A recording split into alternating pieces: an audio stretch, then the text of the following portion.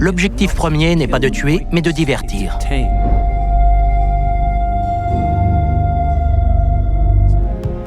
Les gladiateurs étaient enchaînés au mur. Ils pouvaient s'asseoir, s'allonger, mais ils ne pouvaient pas se lever. Quand Spartacus arrive au Ludus, on lui attribue une cellule.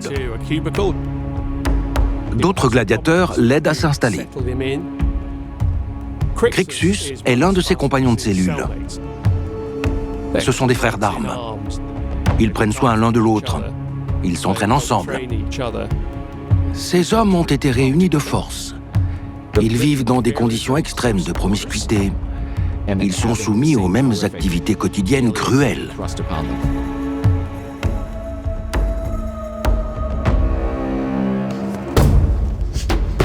Bacchatus n'est pas le seul instructeur. Il a à ses côtés toute une équipe de doctores qui sont des entraîneurs.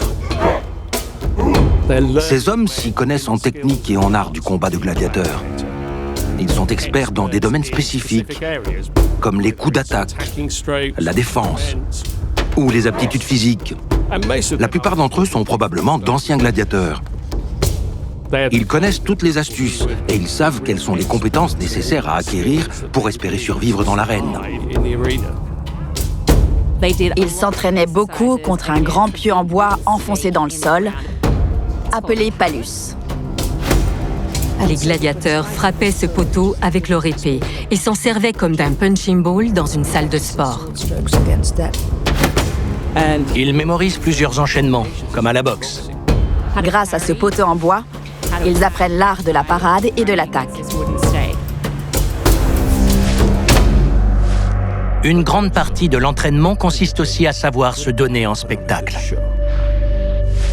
L'objectif premier n'est pas de tuer, mais de divertir. Il ne s'agit pas de massacrer son adversaire. Personne ne vient voir ça.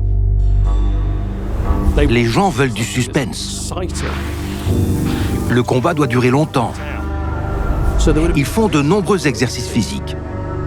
Ils doivent combattre sous la chaleur méditerranéenne. Leurs armes sont imposantes.